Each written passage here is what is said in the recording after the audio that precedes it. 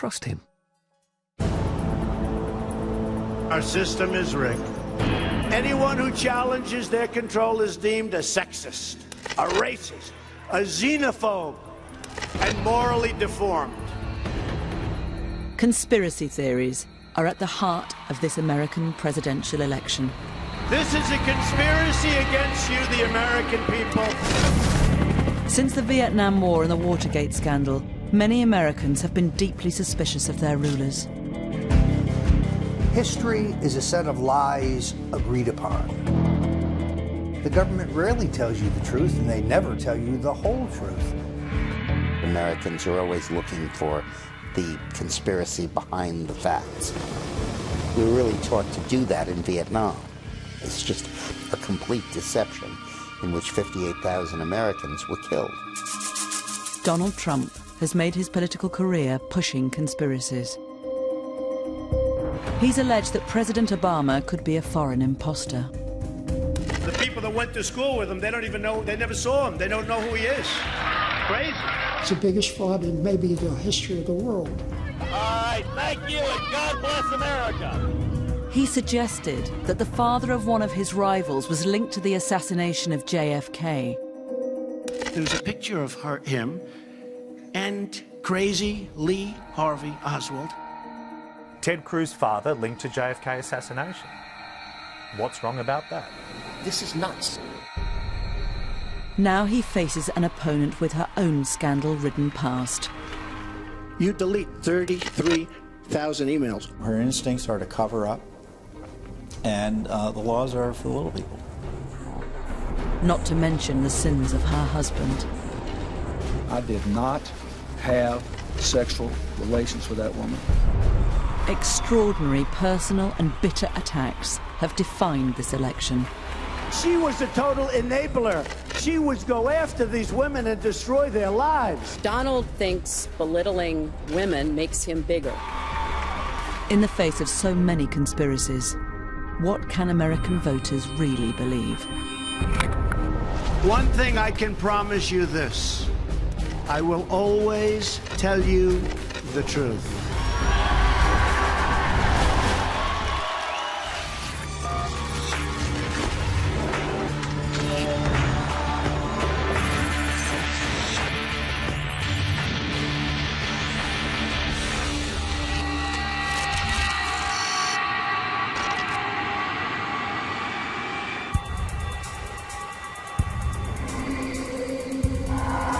Prepared to take the oath, Senator? I am.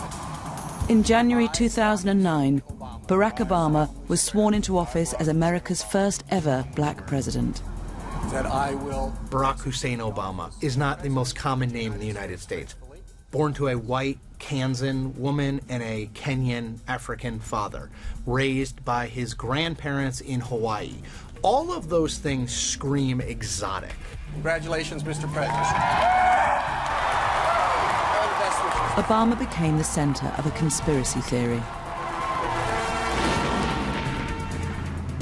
The claim that he was born outside the US and was not entitled to be president.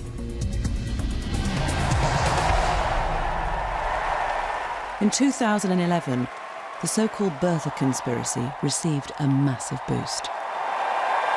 Our current president came out of nowhere. But the people that went to school with him, they don't even know, they never saw him. They don't know who he is. Crazy. He saw this as an opportunity, he plucked it. He used that to sort of pole vault himself into a tete-a-tete with the President of the United States. When we did polling in the spring of 2011, we saw that a great number of those people who felt that President Obama was not a real American went to Mr. Trump because he was very openly embracing this theory that legitimized it for those people. I think that Trump has an ability, because of his stature, because of his name identification, and the fact that he's so well known, to take issues that are not in the mainstream and inject them into the mainstream.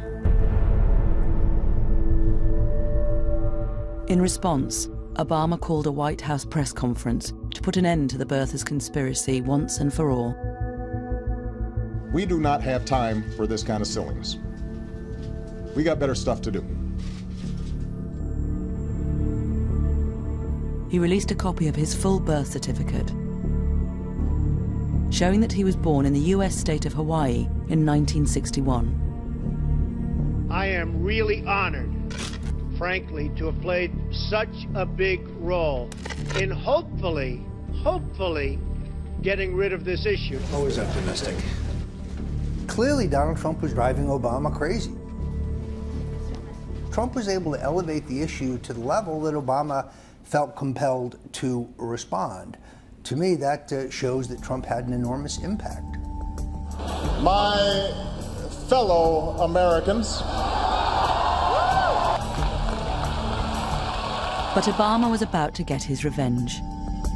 3 days after the release of his certificate, he ridiculed Trump in a speech to the White House press corps. No one is happier, no one is prouder to put this birth certificate matter to rest than the Donald. And that's because he can finally get back to focusing on the issues that matter. Like, did we fake the moon landing? Well handled, sir. We thought that that would put it to bed, and for the vast majority of the American people, it did put it to bed. But not for Donald Trump, because he was using it as a means to build support for his presidential run.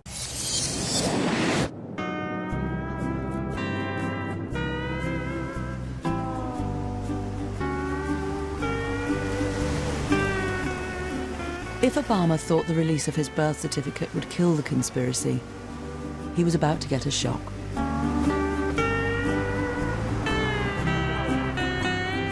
His certificate shows Barack Hussein Obama II was born here at Kapiolani Maternity and Gynecological Hospital in Honolulu.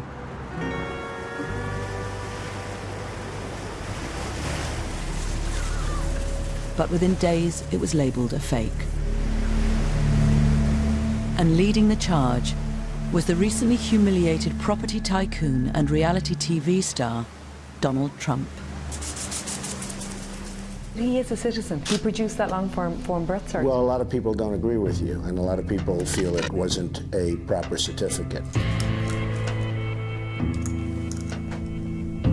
Orly Tates is a Californian dentist, originally from Moldova, and a leading light in the birther movement. She believes she found a mistake in how Obama's father's race was recorded and thinks it indicates forgery. This is so bad. It's like it's done by a retarded 5-year-old. In those years, in 1961, when they were describing races on birth certificate, they would put white, Asian, or Negro, or black. In Barack Obama's alleged birth certificate on this piece of garbage, they're saying African. Well, they didn't use the word African. This is not linguistics of 1961 that was created today using the wording of today.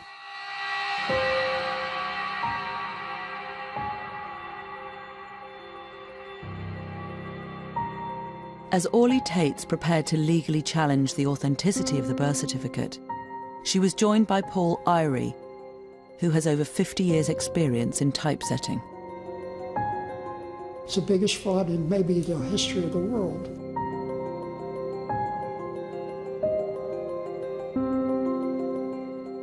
He says there is evidence that the certificate was forged on a computer. Here, black letters are printed on paper that is solid green. But around the letters are white, halo-like outlines. White on a back document that is printed on the green paper? How did the green go away? It can't. We see white, and the printer doesn't print white. White can't show up on that document. And that is proof by itself, beyond a question. Numerous legal challenges over the birth certificate have all been thrown out. But the birthers are not giving up. I've been accused of being wacko. I don't present evidence to people that's a lie. I concoct it. Look, I'm a Christian. I don't lie. I'm known for that. Donald Trump claimed he was so concerned that he was also investigating Obama's birth certificate.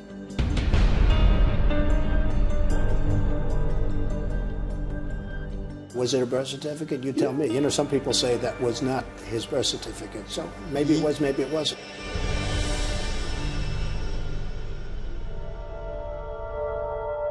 So just how credible is the evidence that the certificate is a fake? Ivan Zatkovich is a court-recognized technology witness who has forensically examined the halo effect. He separated the digital file released by the White House into 9 different layers. From this, he deduced it was a scan of the original birth certificate, produced using OCR, an optical character recognition program. One of the things that OCR software does to enhance the edges is to create contrast enhancement. Contrast enhancement has multiple effects. It will make the black text blacker. It will make the background slightly lighter, sometimes causing what's called a halo effect. Purely based on the evidence of that PDF itself, I would be probably 80 to 95% confident that the layers were produced by simple contrast enhancement and OCR. The theories of the forgeries are easy to disprove. President Obama is the least transparent president in the history of this country. If he gives his passport applications and records, I will give to a charity of his choice a check immediately for $5 million. It doesn't matter whether you're black or white or Hispanic or Asian. Obama didn't take Trump up on his offer and went on to get re-elected in 2012. Gay or straight, you can make it here in America if you're willing to try.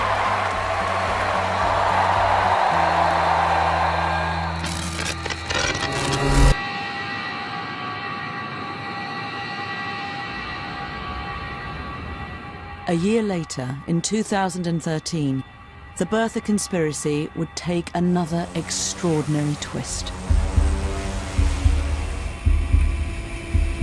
Minutes after this Cessna Grand Caravan plane took off from a Hawaiian island, its single engine failed. Looking outside, you know, can I make it to land? No, there's no way. Okay, prepare for ditching.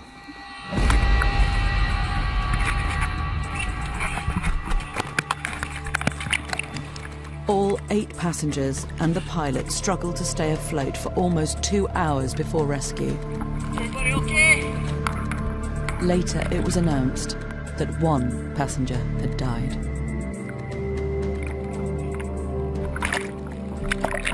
Loretta Fuddy was the Hawaiian health official who had authenticated Barack Obama's birth certificate. I had no idea who Loretta Fuddy was. None. And somebody told me, he says, oh, she's the one that signed Obama's birth certificate. And I go, oh, here we go. The village idiots are going to be coming out in force. Sure enough.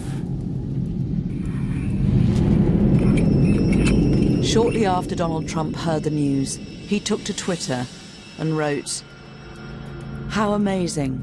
The state health director who verified copies of Obama's birth certificate died in plane crash today. All others lived."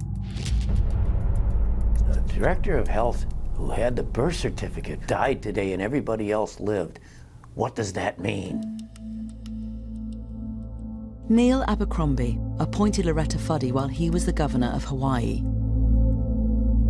The implication of that tweet is that she's dead and that somehow is connected to the President of the United States in some ill-conceived and misbegotten attempt to prove where he was born. That is it goes beyond an individual sickness.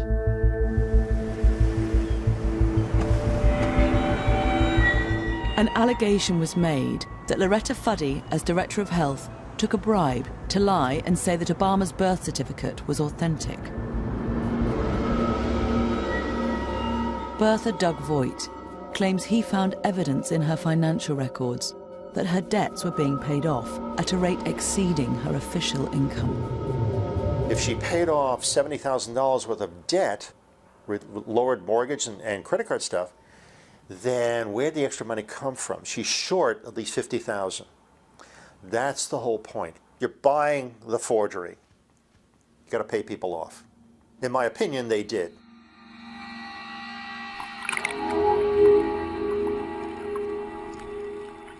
The timing of her death made Voigt suspicious, because the previous week he'd told a radio show what he thought he'd found out about her. 1 week she was dead after I did that interview. The last person on earth who would be involved in such a sordid affair, like taking money to forge a birth certificate, would be Loretta Fuddy. Is a sad commentary on the desperateness that some people have in them, the sickness that they have in them over the fact that a black man is president of the United States. Former Governor Abercrombie is a personal friend of Barack Obama. Voigt believes that Abercrombie masterminded the whole deception, and it was he who involved Loretta Fuddy in the plot. By bumping her off, they don't have that link to Abercrombie and the president. The big guys who paid for this conspiracy, they start killing off everybody below them who gets close, who could lead to them. That's what usually happens. That's what plausible deniability is all about.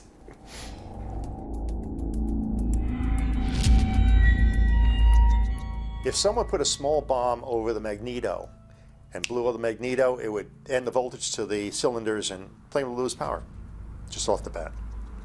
Just like that.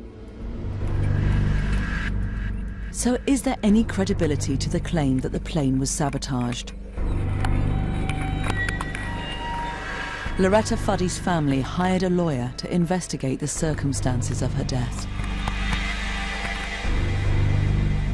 He says he discovered that identical planes had previously experienced the same engine failure.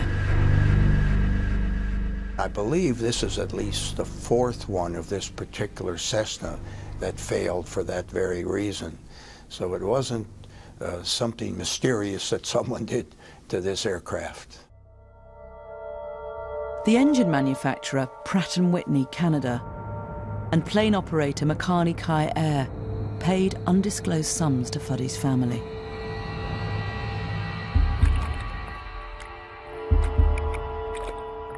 Fuddy's autopsy revealed the cause of death was heart failure, as she struggled to stay afloat in the water. Her family's lawyer found no evidence of suspicious payments in her accounts. But these facts are not enough to persuade the most committed birthers. I don't believe them as far as I can throw them. Got the picture? It's like Churchill not believing a word that came out of Hitler's mouth. Same thing. Good analogy? Got it.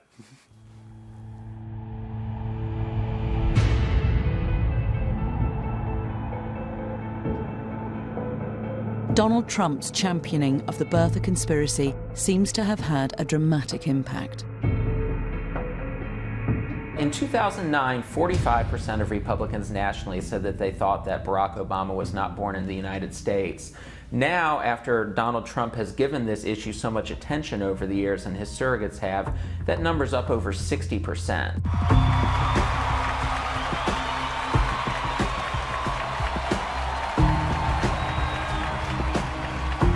Ironically, Trump himself had gone as far as he could with the birther movement and put the whole thing to bed earlier this year.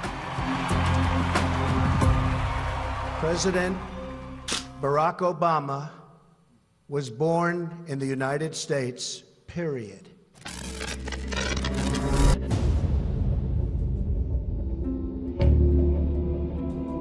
One event, more than any other in recent American history, has become a fertile breeding ground for conspiracy theories. Something has happened in the motor stage. Stand by, please. The assassination of President John F. Kennedy. The official investigation ruled that Lee Harvey Oswald was the killer, acting on his own. Many Americans have just never bought the story.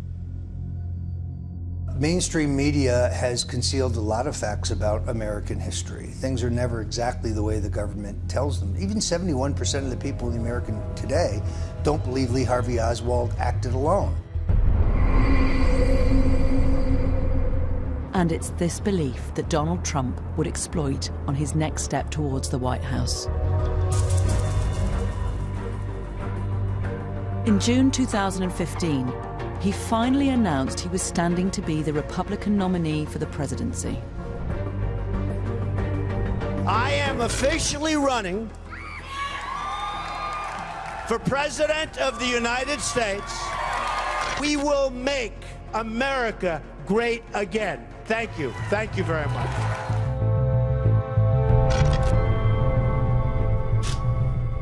Trump's biggest challenger was Senator Ted Cruz from Texas. An evangelical Christian, an arch conservative, Cruz traded on his honesty and integrity. Do we support a campaign that is based on yelling and screaming and cursing and insults? Or do we support a campaign that is a positive, optimistic, forward-looking, conservative campaign? We have Lion Ted Cruz. I have to be honest. These people that I'm dealing with are the worst people. He called Ted Cruz Lion Ted, said he puts his hand on the Bible, takes it off, and then he lies and lies and lies. And oh my gosh, that was Ted Cruz. That is, I don't care about rough tactics. I don't like liars. Along with these attacks, it wasn't long before Trump jumped on yet another conspiracy theory. This time, it was linked to Cruz's father. Ted Cruz's father linked to JFK assassination. What's wrong about that? That's an accurate representation of what the story was. What was he doing with Lee Harvey Oswald shortly before the death, before the shooting? It's horrible. Donald Trump, by invoking the Inquirer report, was able to elicit a response from Ted Cruz that effectively made him a spontaneously combustible political candidate. Now, let's be clear. This is nuts. This is not a reasonable position. This is just kooky. And while I'm at it, I guess I should go ahead and admit, yes, my dad killed JFK. He is secretly Elvis, and Jimmy Hoffa is buried in his backyard. This man is a pathological liar. Why did Trump raise this? To get under Ted Cruz's skin. Did it work? Like a charm. Ted got emotional about it, and I think he got emotional about it because it was his father. Like, when you run for president, the idea that it would bring pain on your family is an emotional thing. I don't know his father. I met him once. I think he's a lovely guy. All I did is point out the fact that on the cover of the National Enquirer, there's a picture of him and crazy Lee Harvey Oswald. But they never denied. Did anybody ever deny that it was the father? They're not saying, oh, that wasn't really my father. It's a little hard to do, because it looked like him. Rafael Cruz was born in Cuba. During the Cuban Revolution, he fought with Fidel Castro's rebels against the ruling military dictatorship. He fled to America in 1957. America is the land that welcomed my father as a penniless immigrant. He'd seen oppression, prison, and torture in Cuba. And for him, America was hope. The National Enquirer alleges that after Fidel Castro took power and was viewed as a threat by America, the Cruz family tried to hide Rafael's past. Ted Cruz had lied about his father's links to the pro-communist regime of Fidel Castro.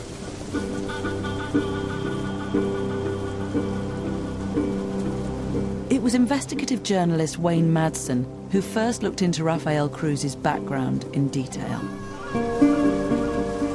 He believes the photograph is evidence of a much deeper conspiracy. He identified the similarities between Rafael Cruz and the man beside JFK's killer. He's never told anybody where he was on August the 16th, 1963, although there's some photographic evidence that would show that there's a guy that looked an awful lot like him standing there with Lee Harvey Oswald on August the 16th, 1963. But it's a yes or no. It's a simple question which he's never answered. After a return visit to Cuba, Rafael Cruz claimed he became disillusioned with Fidel Castro's brand of communism. We all thought he was the solution to the dictatorship that was in Cuba. We were all fooled.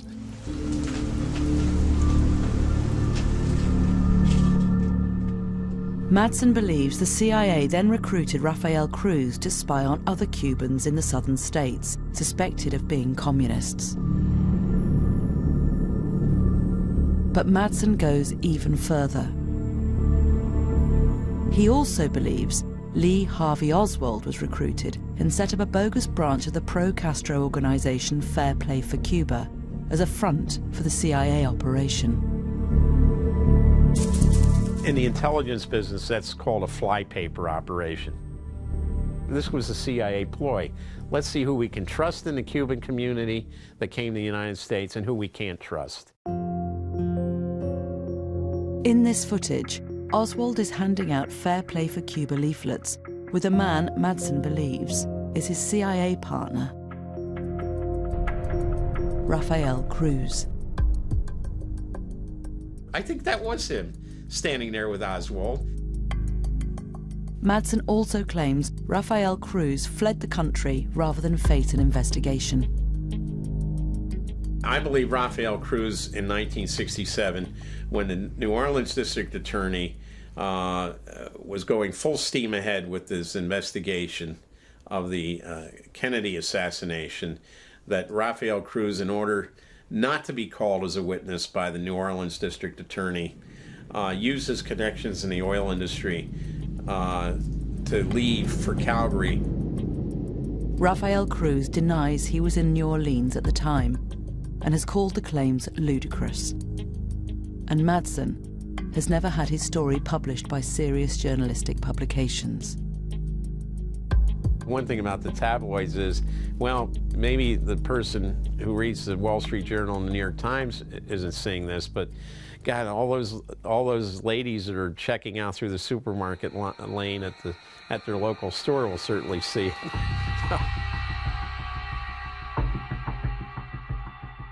But is the evidence that Rafael Cruz was with JFK's killer credible? Garbage. Garbage. You know, I think that's the problem. It's easy to throw garbage into the middle of our national political conversation now in a way that it never was before. Even the National Enquirer couldn't be certain it was Rafael Cruz, despite their dramatic headline. In our article, we actually discounted the story to some extent. We said that there were some experts who said that they couldn't conclusively identify one way or the other if indeed the man in the photograph was Ted Cruz's father. 99% of their publication, it's all fabrication. I guess you could call it entertainment for the conspiracy-minded. There's just no evidence that Rafael was anywhere near Lee Harvey Oswald, so no, it's just bogus. But the damage was done. I've said that I would continue on as long as there was a viable path to victory. Tonight, I'm sorry to say, It appears that path has been foreclosed. I humbly and gratefully accept your nomination for the presidency of the United States.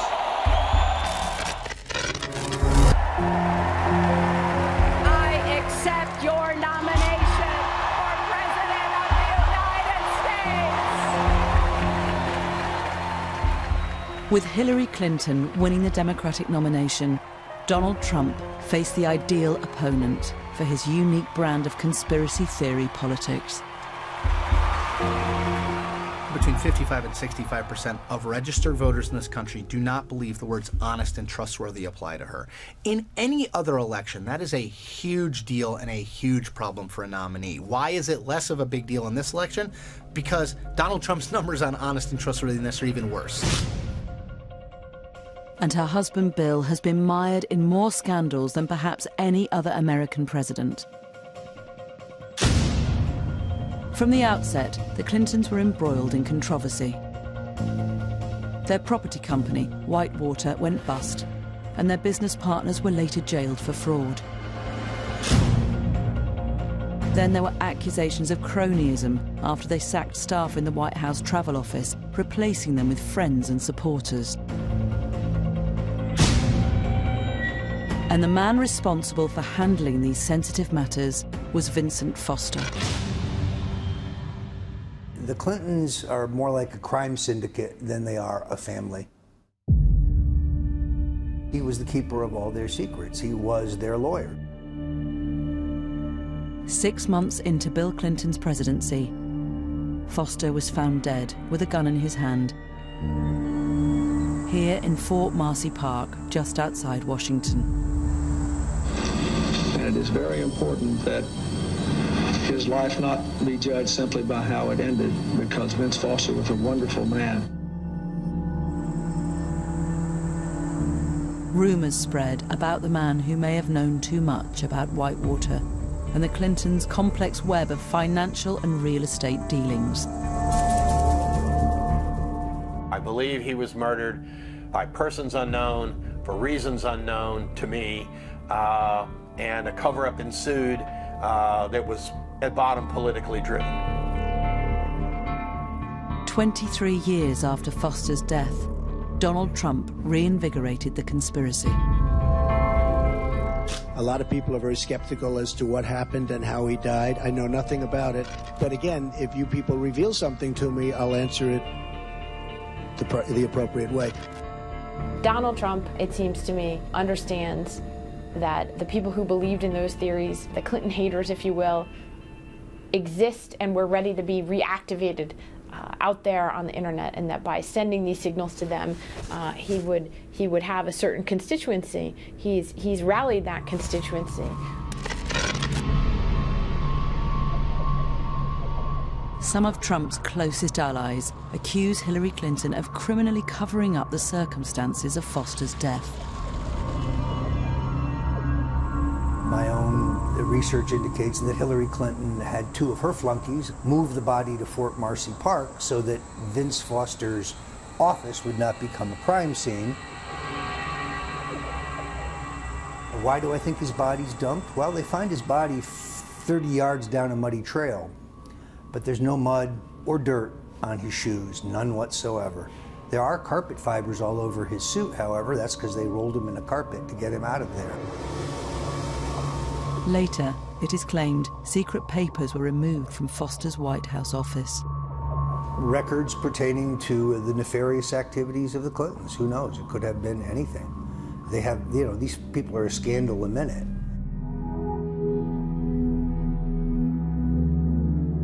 This suicide note has been the source of many claims that Foster's death is suspicious. I agree with Donald Trump when he claimed that he believes this to be fishy. This note is fishy, and it does stink to the high heaven. Confusion exists about exactly how it was found. A police team searched Foster's office 2 days after he was found dead. White House lawyer Bernard Nussbaum says he searched Foster's briefcase and told a police officer there was nothing in it. He definitely indicated that the briefcase was empty, and then again spread the opening wide and looked in it a second time. 3 days later, the note was found by a White House staff member in the same briefcase, torn into 27 pieces, despite Nussbaum's claim that it had been empty. If the note had been in the bottom of that briefcase, he would have seen it.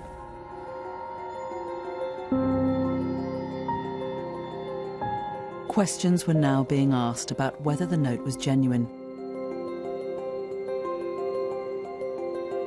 Handwriting expert Ronald Rice examined a copy of it in 1995 for a political newsletter.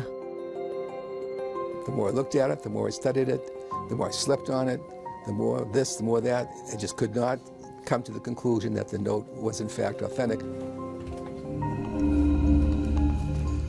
Rice managed to obtain earlier samples of Foster's handwriting in order to compare them to the suicide note. You can plainly see how smooth and clear and clean and pristine that writing sample is compared to this about a month later. It's broken up.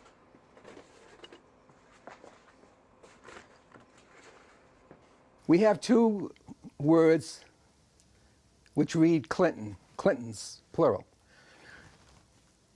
You can plainly see on the known Vincent Foster, capital C is different from the question capital C. The I in the N is quite different from the I in the N created in the question suicide note. The T is obvious. This is the known T. This is supposed to be the stem in the question document of Clinton. So we have in excess of 14 points of dissimilarity. Not similarity, dissimilarity. For Rice, this means only one thing: forgery. On a scale of 1 to 10, probably a 2, amateuristic, sloppy. I've seen better by kids.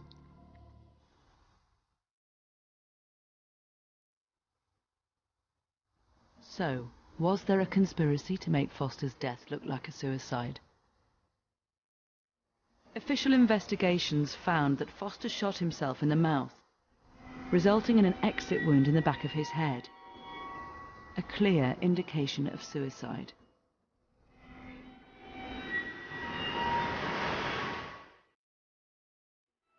But citizen investigator Hugh Sprunt found a document which convinces him of foul play. We found the medical examiner's report, which is a 2-page report. It's a Virginia medical report. It's a report by Dr. Howe. Sprunt believes that in the report the location of the exit wound on Foster's body has been altered. You look at the word that looked like it was kind of eliminated. It's 4 letters. Could it be neck? An exit wound in the neck could suggest an alternative to suicide. And Sprunt discovered a second reference to the neck. Whoever did the alteration, because clearly it was altered, didn't notice the word neck on page 2, so the document as it officially exists is completely inconsistent because of the alteration. I believe he came to grief elsewhere. I believe, in fact, he was murdered elsewhere. Despite the passing of more than 2 decades, the issue resonated with US voters after Donald Trump raised it.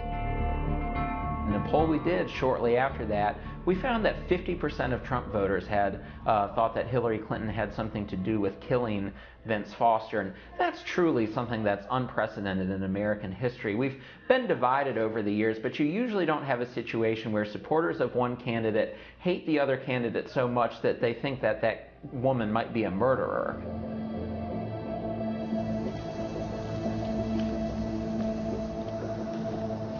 Dr. Donald Hout was the only medical examiner to inspect Foster's body in Fort Marcy Park. This is the first time he has returned to the scene since that day in 1993. There's one of the cannons. See it? See it?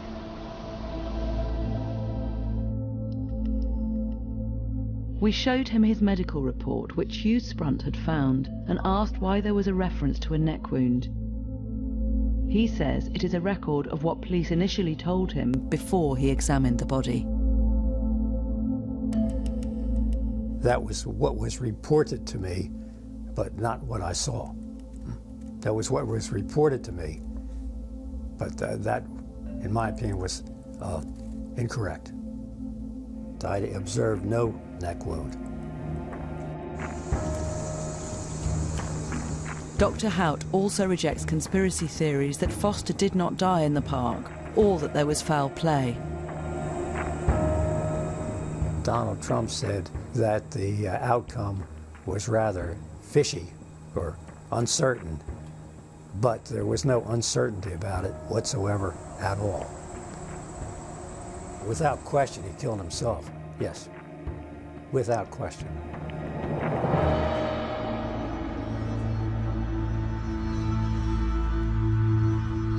So, what about the suicide note?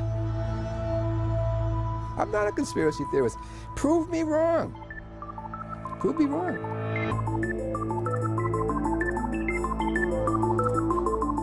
We asked another handwriting examiner to compare the same samples of Vincent Foster's earlier handwriting with the suicide note. It's not a forgery because there's too many similarities. I don't think anybody can recreate this baseline without knowing how he held a pen and the angle of the pen and where his fingers were held.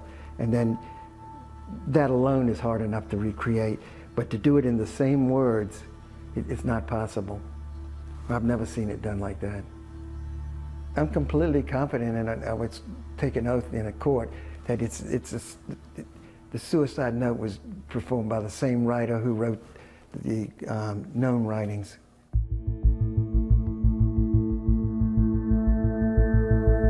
At least 5 official investigations have found that Foster's death was suicide.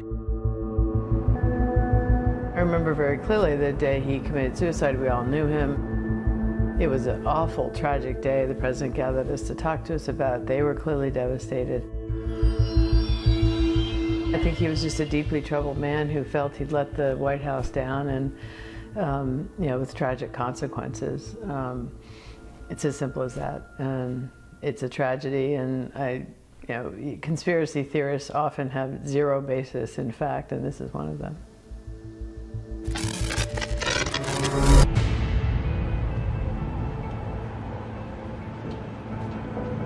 But this wasn't the only controversy the Clintons faced in the 90s.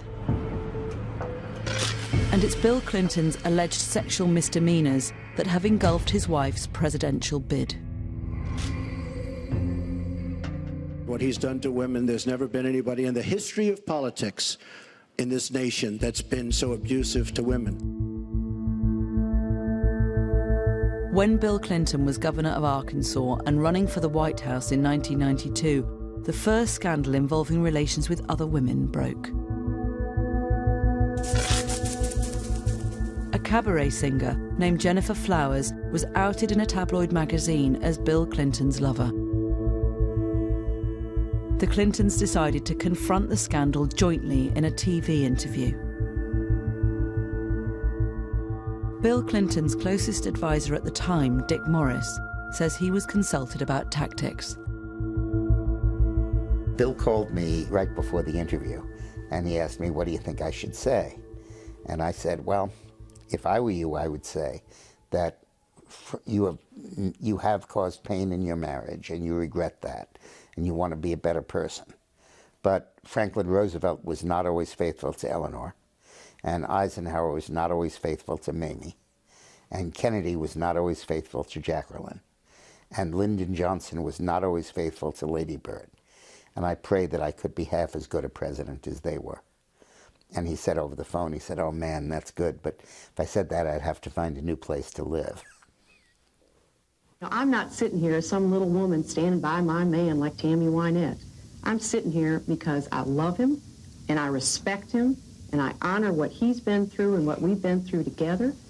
And you know, if that's not enough for people, then heck, don't vote for him. The next day, Jennifer Flowers held her own press conference. Yes, I was Bill Clinton's lover for 12 years. First woman to come forward became a client of mine, Jennifer Flowers. And for the past 2 years, I have lied to the press about our relationship to protect him. And she told the media that she had had this relationship with Bill Clinton. She had an audio recording of him calling her, saying, "Be quiet about this." Judge for yourself if this is the way a man talks to a woman who is just a friendly acquaintance. If they ever hit you with it, just say no and go on. There's nothing I can do. Raise your right hand and repeat after me. Protect. Nevertheless, Bill Clinton was elected president later that year. So help me God. Congratulations. But another sex scandal followed. In 1998, a White House intern called Monica Lewinsky claimed that the president had engaged in sexual activity with her in the Oval Office. True to form, Bill Clinton went into denial mode. I did not have sexual relations with that woman, Miss Lewinsky. It took us a year to prove that the conspiracy theories about Bill Clinton and Monica Lewinsky were true. Luckily, she kept the dress. But you have to prove the scandals of Democrats with DNA. Indeed, I did have a relationship with Miss Lewinsky that was not appropriate. Other women came forward to allege affairs with Bill Clinton. But allegations were also circulating that Hillary Clinton had enabled her husband's behavior by trying to silence women who came forward. This is Hillary's modus operandi. It's not that she's an enabler. She's, frankly, a criminal that tries to obstruct justice and keep people from talking. One of Bill Clinton's closest advisors at the time, Dick Morris, claims he was told about what was going on. Bill's chief of staff and Hillary's close friend sat down with Bill and got a list of all of the women he was involved with. And she told me it was certainly more than a dozen. And she hired detectives to dig up dirt on each of these women. And then went to the women and said, if this comes out, we're going to say this and this and this about you. Your abortion, your previous divorce, your bankruptcies, your student loans, your cheating, your shoplifting, what have you. And they dug up that dirt to intimidate the women into silence. While the Clinton camp denies these allegations and dismisses them as conspiracy theories, Donald Trump has pushed them relentlessly. And she was a total enabler. She would go after these women and destroy their lives. Hillary hurt many women, the women that he abused. Trying to make it like Hillary was somehow in any way condoning of this behavior is just reprehensible and disgusting, and I don't think it's going to work. The problems that Hillary and Bill have had during their marriage's infidelities are well known, and to charge her as being an enabler is just a debased, a false attack that I think will backfire on Donald Trump. This narrative has never been fully exposed in the mainstream media, but it's fair game. If Hillary Clinton wants to call Donald Trump a misogynist, she's opening the door to an examination of her own conduct.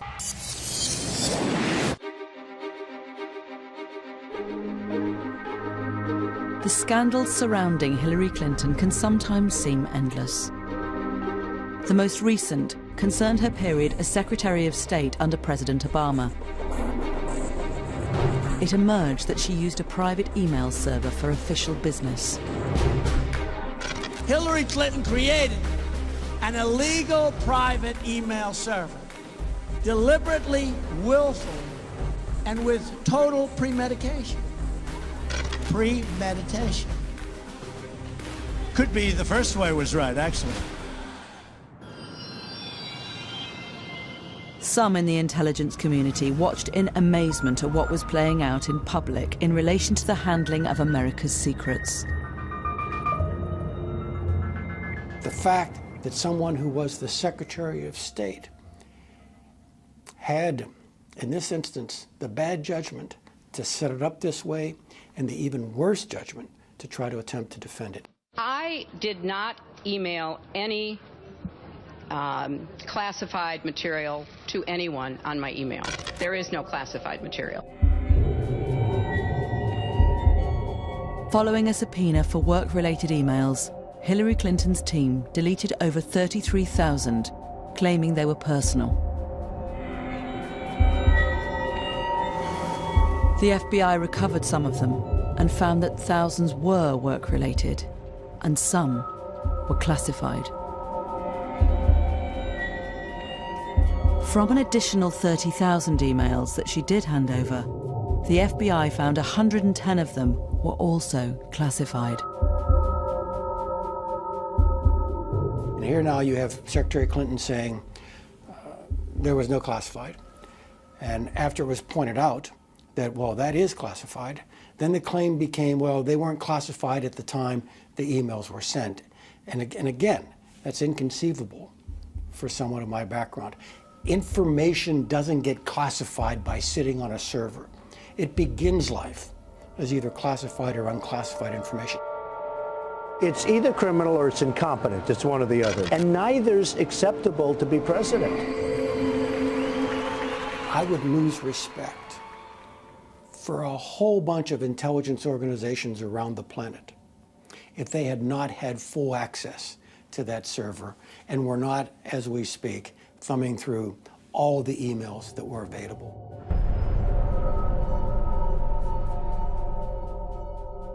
At the end of the original year-long investigation, the FBI said it would not prosecute Clinton, despite some damning revelations. There is evidence that they were extremely careless in their handling of very sensitive, highly classified information.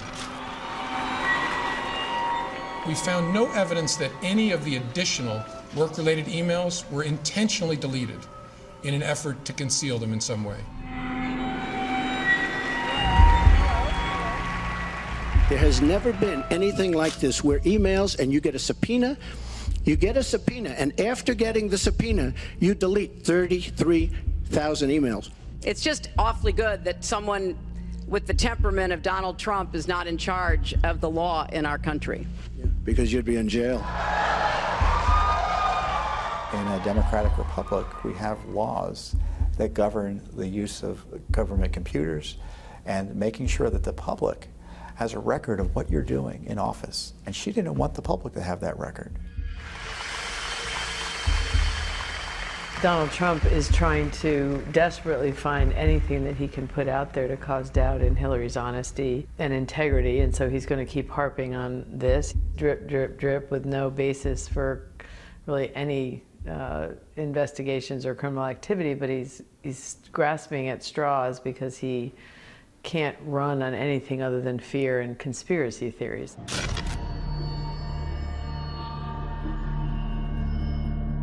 The FBI's decision is outrageous. This is elite deviance. This proves yet again that there are some people in the country so powerful, so connected, so wired, that the law just doesn't apply for them. The Clintons have skated on this basis for a long time.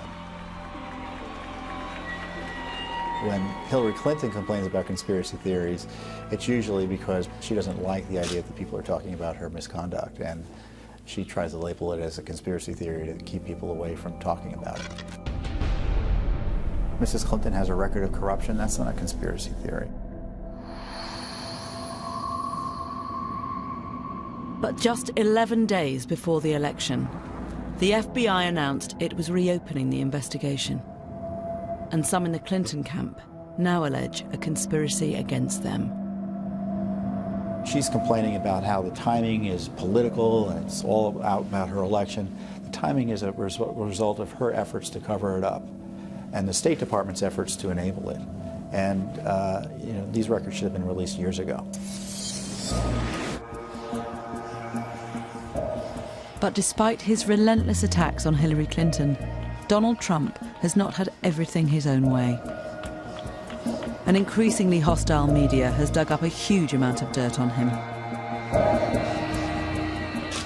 I did try and fuck her. She was married. It's huge news. I moved on her like a bitch, but I couldn't get there, and she was married. This was locker room talk. I'm not proud of it. Since the recording was leaked, more than 10 women have publicly accused Donald Trump of sexual assault. But according to Trump, he himself has now become the victim of a conspiracy.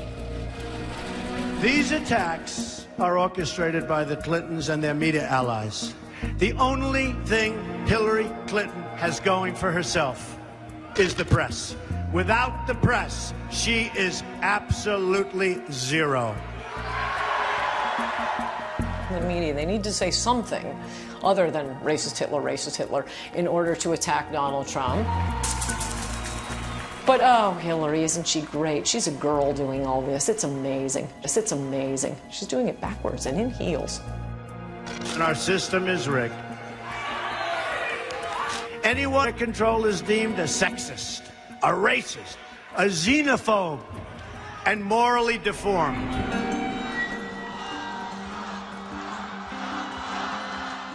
Trump is even implying that if he loses, he will be the victim of the ultimate political conspiracy, electoral fraud.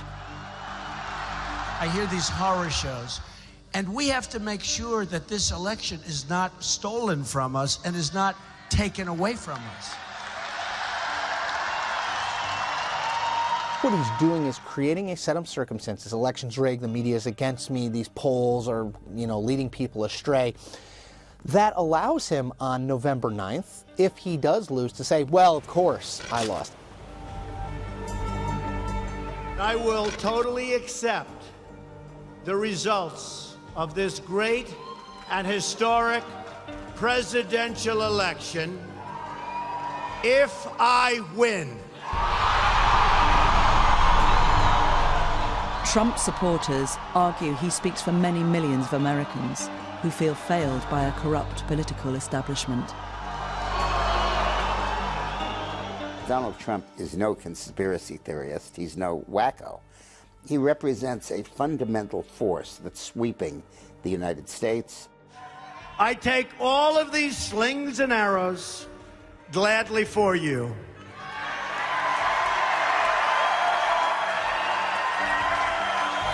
He's not an ideologue, he's not a reactionary, certainly isn't a racist, but he's certainly not out of charm school. I think you have a responsibility when you're the major party's nominee, when you're this much in the public eye, when you're pushing out these crazy conspiracy theories and no facts to back them up, that's dangerous. Let's be very clear. The Clintons are not just facing defeat, they're facing prison, prosecution and prison, and therefore it's all or nothing for them. I think they'll do anything necessary to win this election, including cheating. He refused to say that he would respect the results of this election, and that is a threat to democracy. This is a conspiracy against you, the American people, and we cannot let this happen or continue.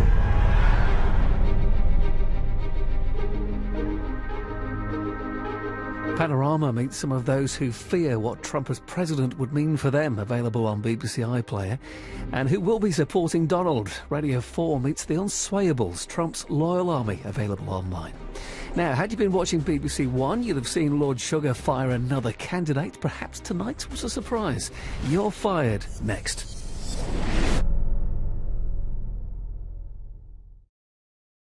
How diverse is that place? How representative are our representatives? Whether or not here will have an equal chance as his white counterpart to succeed in Britain is really what this programme's all about. Could he actually dare to be a Prime Minister? Will Britain ever have a black